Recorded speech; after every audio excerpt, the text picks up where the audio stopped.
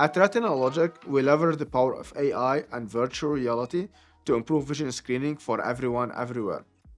One of the most common eye exams done in the clinic are visual fields. Visual fields are very time consuming, are very expensive. A machine with this setup, it requires a dedicated room, technician, and it costs more than $35,000. Uh, those exams are conducted by putting your chin in a ball and press a clicker whenever you see a stimulus. Through our technology, we are capable of replacing that big fax machine through virtual reality instead. It's more portable, it saves more than 60% on total cost of ownership, and improve or speed up the patient exam process by 50%. 93% of patients have already tried the technology, loves it. But this is not the end. Through our platform, we can also replace another 2 to 3 machines, totaling the number of exams more than 15 on a one centralized platform, combined with analytics, so you could do progression and detection of retinal conditions. Vision loss is a big problem in Canada and beyond. I would say 90% of the people worldwide are diagnosed with irreversible vision loss, but they don't really seek treatment until later stages in the condition. In Canada, more than 70% of the people don't really seek the medical attention or the visual treatment until later stages. That means many of those people are already in the later stages of irreversible vision loss, and there's no treatment that could return or like bring back that vision loss. There is treatment to stop progression and like slow it down, and many people that comes usually at could be at the mid or late stages, I would say. So this is basically it is a challenge in Canada, and challenge beyond that. One another demographic population is basically newcomers to Canada. More than 40% of them don't really do vision screening or don't really assess their vision when they come. That's usually lead in many cases to more irreversible vision loss and lead to like blindness at the end if it's not treated at the right time. This is our headset. Our platform is device agnostic. We use off the shelf device. Uh, and all what the patients need to do is put the headset like this with their prescription lenses, put it on their headset, on their head, adjust it to their scene, and they could do the exam in any pose they want. I would say they could do it laying on the ground, laying their back, in many posture that they are want. And there is like self-guided tutorials, interactive tutorials inside the exam, inside the device. There are various equipments that we can replace through our technology, through the RetinaLogik platform. Currently, one of the main ones is visual fields. If you ever went to an ophthalmologist or optometrist, you may have one through this visual field exam where you need to put your chin on a ball and press a clicker whenever you see a light stimulus. Those exams by themselves usually take a full room. They require technician, people with language barriers. They find challenges. They don't really integrate with machines from data from other machines as well. So this is one of the exams that we could do on our platform as well. There are other exams that we could also integrate on our platform, like for instance, contrast sensitivity. Contrast sensitivity, for instance, is not a machine, it's a chart that requires a room for that to be conducted with a specific distance, and usually it's like sometimes takes time in the clinic. Visual acuity is another one. FDT is the third one. There are like more than 15 exams that could be conducted that can replace more than $100,000 worth of equipment. That doesn't include the real estate saving for clinics and doesn't include technician time and even better experience for patients, which in many cases leads to a more reliable results, I would say. My work in Uganda was basically with the Coming School of Medicine, where I was interested more in impact type work. I was interested in developing technology that can improve access to data, improve access to services. So I've started with Uganda. I was interacting with people, and I was interacting, went to rural villages, went to the city. And while speaking with people, I realized there are like so much gap in delivery of healthcare services. It wasn't purely vision care at that point, but was mostly there are like a huge gap in healthcare systems, a huge gap in the delivery of the healthcare system. And that's actually opened my eyes into a problem that I thought it was only in my previous country. Like I came from a developing country, and we had so much limitations to access to healthcare services and quality in some situations quality ones. And I thought in some situations that was a problem of my country at that point. But when I'm going to Uganda, when I'm going to other countries, I realized no, this is a global uh, issue that actually show up in multiple areas, including for vision screening and vision services. And that's where it all started. I do remember at that point I came back and I said I want to do my PhD in health related impactful type uh, like field. And at that point I started like exploring more about vision because I have been having glasses. I've gone to optometrists, ophthalmologists throughout since I was a kid. So that was the first topic that come up to my mind, and started like doing more research, uh, exploring more the idea, exploring more my research project, and I've started from there and working on it, I would say. So the original consumption of RetinaLogik products started as a side project while I was doing my PhD. My PhD was on analyzing retinal images. So my initial idea when I was working on impactful healthcare related project was basically using your smartphone to take retinal images of your retina, and using that data that you collect, combining it with deep learning modules, you would be able to detect conditions like glaucoma, AMD, and like other type of retinal conditions. That's where my interest in vision space started, and I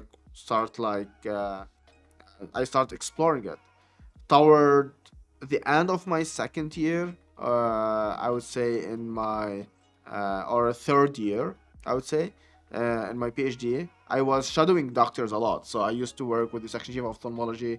I'm still working with him, with the section chief of ophthalmology in Calgary, and I used to shadow with him, shadow with other doctors, and that's when I realized the big fax machine where they've been using it in clinics, and I thought could do better. Like I could do it on virtual reality instead, and I started with the prototype since that time. How did we improve the process and the workflow for patients? I could speak about that in different paths. For a technician, it make it simpler for them to be able to conduct the exam. All what they need to do now is just put the headset on the patient. The exam's already configured on an online platform, and the patient will just start the exam. Everything, including interactive tutorials, interactive feedback, all of it is done by the device itself.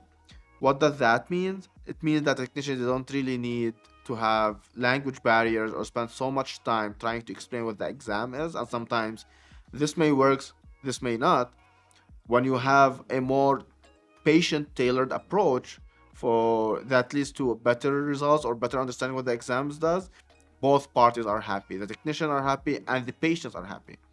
When it comes to the patient perspective, we're basically talking about people with mobility issues, people with language barriers, people with like lack of ability to focus. And majority of the time, especially for people with mobility issues, are people or the elderly people, I would say. So we do have, while we're doing our pilot studies at that time, we did have a couple of patients who had like neck and back pain, I would say. And those patients basically they weren't able to do the current standard properly and always getting unreliable results. With our technology, they were able just to put the headset the way that they want and just do the exam, leading in some situations to a more reliable result. That's when we're talking about the patient and technician. When it comes to the optometrist as well, They are able to see everything in one centralized platform for them. They are able to sync the data with the device, be able to see how the patient is doing, and in general have a better patient care experience, I would say. People with mobility issues, currently they don't really have a comprehensive or like a very reliable alternative. One of the exams that they could do is basically use the finger and then they move it like right to left, up, down in a specific pattern and use that to be able to detect the field. Apart from that, the up to my knowledge, there's no one who actually pull a visual field machine and take it to someone's house. I was speaking with a colleague recently, and they read a story about in some one of the hospitals they really needed to do visual field exam for one of the patients. So what they did is this big machine they put it on a hanger and then they lift it and then they put it above the patient while laying on the bed. I'm pretty sure that must be traumatizing for the patient. I'm not sure how the results end up, but this was their solution at that point. And obviously, this solution doesn't really work. Doesn't really leads all the time to reliable results, I would say. So going back to you to if there is another solution that has the same quality of the results that can go to patients at home and for in-home monitoring, up to my knowledge, there is no other solution at this point.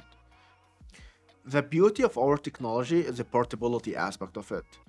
At RetinaLogik, we've been fortunate to be working with local organizations that has been great support for newcomers, underserved communities, that they are using our technology in addition to other technologies to provide mobile screening and mobile healthcare services. We do have some of those organizations in Calgary and across Canada as well. Through our platform, we do have two main components. One is the headset itself. The headset is basically used to monitor visual fields, to conduct different type of exam like contrast sensitivity and other modules of exams. And this VR headset interact with a portal that we have that's on the web.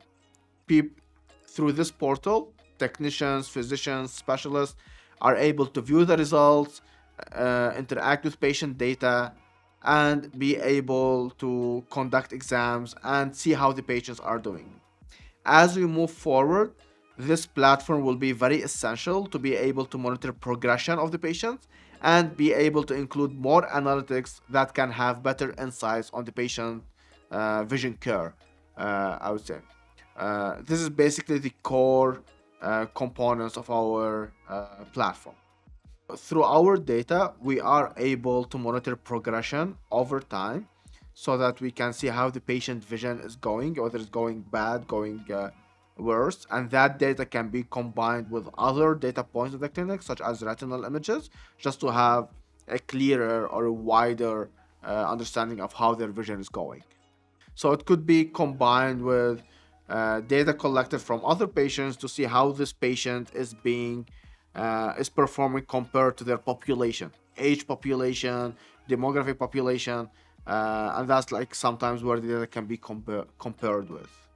It is also worth mentioning that our platform is one of the data points that usually specialists use before making a final decision on what the treatment should be.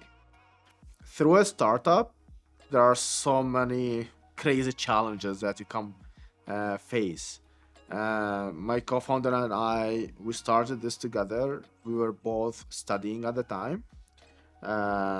We are both from different cultures, different life experience, and different backgrounds, and we had to go through so many like discussions, like arguments in some situations as well on like how we want to do this, how we want to do that, how we want to adjust, and we came like pretty far uh, so far, I would say, with our journey. But when it comes to challenges, there are like no shorten of them. that include finances, that include expanding our team, skill set, decision on what strategy we want to use. I do remember we started with $10,000, and that like lasted for a year when we first started. Now $10,000 definitely doesn't even last us a month at this point. So we had to cope to that. We were very lean at that point. Uh, but because we were very lean, we were able to overachieve, and we are able, like in situation where we are labeled our we are in pre-seed stage, we are more close to a seed stage in this situation. So if I want to summarize it, I would say finances, being able to secure funds. Uh, Calgary has been great in terms of grants, uh, the fellowship that we received from Innovate Calgary, the community from the support from other organizations as well that have been very, very helpful. Uh, Access to resources.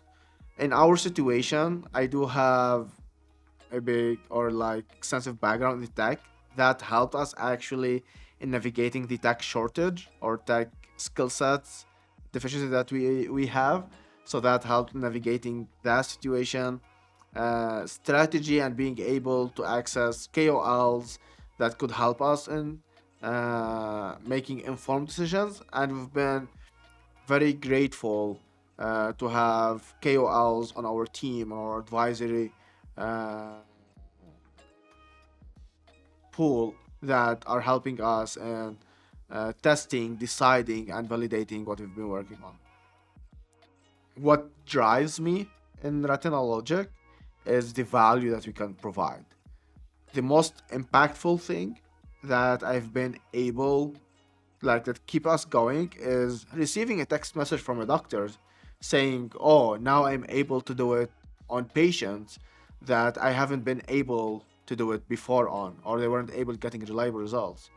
Receiving input about people in wheelchair, people in mobility issues are able to do or use this technology, both in underserved communities and people with limited access to those services. This is very game or life changing for them. You're talking about vision, you're talking about people being able to see, which is one of the main important senses that we have for the outside world, like being able to see what's our surrounding. So that's a very impactful moment. That's very impactful component in my startup. And I would love to keep doing that, keep that motivation.